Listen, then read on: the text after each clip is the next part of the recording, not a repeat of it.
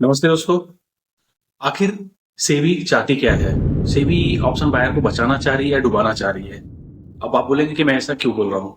तो मैं ऐसा इसलिए बोल रहा हूँ कि अभी कुछ दिन पहले सेबी की चेयरमैन मैडम ने बहुत वो हल्ला मचाया था कि अरे option buyer 92% option buyer loss कर रहे हैं, अपना पैसा लॉस कर रहे हैं, इसीलिए इतना सारा ऑप्शन ट्रेड में जो इंडेक्स है उनको ट्रेड बंद करना पड़ेगा। और बहुत सारे इंडेक्सों का उन्होंने वीकली एक्सपायरी को बंद कर दिया, वीकली एक्सपायरी बंद करके उनको मंथली में कन्वर्ट कर दिया।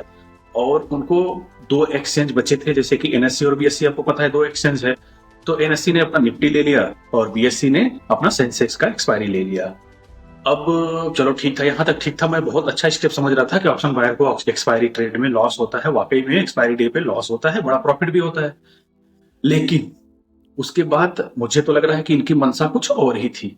इन्होंने क्या किया, अब जो प्रॉमिस लिया है, एक कहावत होती है ना कि रघुकुल रीत सदा चली आए, प्राण जाए पर वचन न जाए। वचन क्या बात है सर, क्या बात है सर, क्या बात, ये बात है। तो ले लिया कि अब ऑप्शन नहीं करवाने देंगे रिटेल ट्रेडर को। तो इन्होंने क्या किया, एक नया पिक्चर ही लॉन्च कर दिया और उस पिक्चर का नाम है एमएसई, मेट्रोपॉलिटन स्टॉक एक्सचेंज। ये ऐसा क्यों किया? क्योंकि या तो इनकी इसके पीछे बहुत पहले से मंशा होगी, या इनका देखिए हालिया रिपोर्ट जो आया है उसमें बहुत ज्यादा इनके रेवेन्यू में गिरावट देखी गई है। तो मैं तो यही बोलूंगा, ये तो वही कहावत है कि गुड़ खा के गुलगुला से परहेज करना, है ना। जनता को आप मूर्ख समझना बंद कर दीजिए। इस प्रकार की बचकाना बातें किसी के गले नहीं उतरती, लोग मजाक उड़ाते। तो दोस्तों अगर ये बताइए, अगर नया एक्सचेंज आएगा तो ऑप्शन ट्रेड होगा, ऑप्शन ट्रेड होगा तो रिटेलर का लॉस होगा। अब अगर इनसे कोई पूछेगा कि आपने तो फिर से रिटेलर को लॉस करने के लिए ऑप्शन का एक प्लेटफॉर्म मुहैया करवा दिया, तो ये बोलेंगे ना ना ना ना, हमने तो सिर्फ एक्सचेंज दिया है, अब एक्सचेंज वाला अपना ऑप्शन ट्रेड करवा रहा है तो उसके लिए हम जिम्मेदार नहीं है। तो वही हाल है कि हनुमान जी को भेजा गया संजीवन बूटी लाने के लिए, संजीवनी बूटी, तो हनुमान जी पूरा पहाड़ ला दिए। तो इन्होंने भी क्या किया, आपको दवाई ना देके पूरा पहाड़ ला के रख दिया है। और मुझे एक कहावत याद आ रही है, अंधेर नगरी चौपट राजा, टके सिर भाजी टका सिर खाजा। वाह क्या सीन है, वाह क्या सीन है। तो चलिए हम शुरुआत करते हैं एमएसएमई के इतिहास से जुड़े हुए पहलुओं पे, इसके भूत, इसके वर्तमान, इसके भविष्य में क्या कैसे हुआ है, एक रिपोर्ट देखते हैं। तो दोस्तों जरूर आगे वीडियो को देखिएगा। दोस्तों एमसीई की स्थापना साल 2008 में महाराष्ट्र के मुंबई में हुआ था। उस समय इनका नाम एमसीई नहीं था, इनका नाम था एमसीएक्स। शुरुआत में इसमें सिर्फ और सिर्फ करेंसी में ही ट्रेड होता था। और दोस्तों आपको बताते चले कि 2008 से लेकर 2012 के बीच में इस एक्सचेंज को कुछ खास सफलता नहीं मिली। और उसके बाद 2012 में एमसीएक्स को सेबी ने कुछ और सेगमेंट में ट्रेड करवाने के लिए अनुमति दी, जिसमें से प्रमुख थे इक्विटी और फ्यूचर।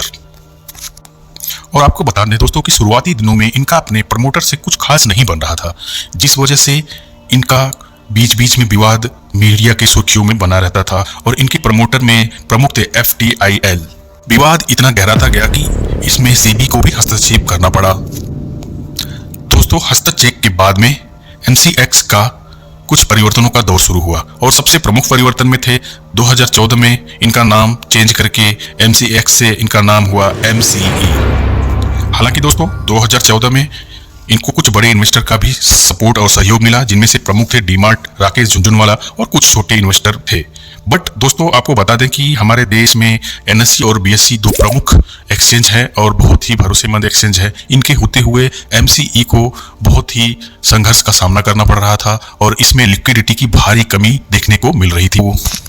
दोस्तों दिसंबर 2024 के महीने में एमसीई एक बार फिर से सुर्खियों में आ गया, जब इन्होंने 1.19 अरब रुपए के लिए प्रस्ताव सेबी को भेजा। और पहला इन्होंने जो फंड राइज किया 238 करोड़ रुपए का, उसको सेबी ने तुरंत ही अप्रूव कर लिया। और सुर्खियों में ये और इसलिए बना रहा क्योंकि हमारे देश के इसमें कुछ दिग्गज ब्रोकर कंपनियों ने इन्वेस्टमेंट करके कुछ परसेंट स्टेक होल्ड करने का दावा किया। इन कंपनियों में प्रमुख कंपनी है जीरोधा, जिनकी पेरेंट कंपनी रैन मैटर इन्वेस्टमेंट, और दूसरी कंपनी जो है ग्रो फाइनेंस, इनकी parents company billion brands garage ventures, और तीसरी कंपनी शेयर इंडिया सिक्योरिटीज ने इन्वेस्टमेंट किया। दोस्तों आपको बताते चले कि इन तीनों कंपनियों ने 60 से 70 करोड़ रुपए देकर एमसीई में 5 से 6% स्टेक होल्ड करने लगे हैं। और आप बोलेंगे कि ये 60 करोड़ रुपए में इतना ज़्यादा इनको परसेंटेज क्यों मिल गया, तो मैं आपको बताता चलूँ कि इनका शेयर का फेस वैल्यू मात्र 1 रुपये रखा गया था, इसलिए इनको भारी वैल्यूएशन का लाभ मिला। अच्छा चलिए मैं आपको बताऊं, अगर आपको इन कंपनी में इन्वेस्टमेंट करना है, सपोज डेट आपको MCE में ही इन्वेस्टमेंट करना है, तो आप नहीं कर पाएंगे क्योंकि ये नॉन लिस्टेड तरीके से फंड राइज की गई है और इसमें इंस्टीट्यूशनल ही जो बहुत बड़े फर्म है वही इसमें इन्वेस्टमेंट कर सकते हैं। लेकिन हाँ, रिटेलर दोस्तों, अगर आपको इस कंपनियों का कुछ मुनाफा कमाना है तो आप जीरोधा के पेरेंट्स कंपनी या ग्रो के पेरेंट्स कंपनी में इन्वेस्टमेंट कर सकते हैं, बट लेकिन ये हमारे ना तो NSE ना BSE में लिस्टेड नहीं है। हाँ, इसमें एक तीसरा कंपनी जो है शेयर इंडिया सिक्योरिटीज लिमिटेड, ये हमारे BSE के एक्सचेंज में लिस्टेड भी है और इसका अभी करंट प्राइस 310 के आसपास चल रहा है, तो आप चाहें तो इसमें इन्वेस्टमेंट कर सकते हैं। और इसके अलावा दोस्तों MCE में HDFC bank, SBI bank, UBI bank, DMart जैसे बहुत सारे लोगों का ऑलरेडी इन्वेस्टमेंट इसमें है। दोस्तों MCE का कामकाज सेम टू सेम वैसे ही रहेगा जैसे NSE और BSE करती है। अब BSE में जैसे उनका है इंडेक्स सेंसेक्स और NSE का है निफ्टी, वैसे ही MCE का जो इंडेक्स रहेगा वो SX40 के नाम से रहेगा। इसमें 40 कंपनियों का मर्जर रहेगा और SX40 के नाम से इसमें ट्रेड किया जाएगा। और दोस्तों आपको बताते चले कि बहुत जल्द हो सकता है जीरोधा और ग्रो अपने ट्रेडिंग प्लेटफॉर्म पे इस इंडेक्स को इंट्रोड्यूस भी कर सकती है। तो दोस्तों देखते हैं कि आगे ये MCE कितना आगे बढ़ पाता है, क्या NSE और BSE को होते हुए ये कॉम्पिटिट मार्केट में करके अपना पोर्टफोलियो को बढ़ा पाएंगे या क्या करेंगे। हमको अब फिर से 3 इंडेक्स की एक्सपायरी हफ्ते में देखने को मिलने वाली है, जैसे सेंसेक्स हो गया, निफ्टी हो गया और SX40 हो गया।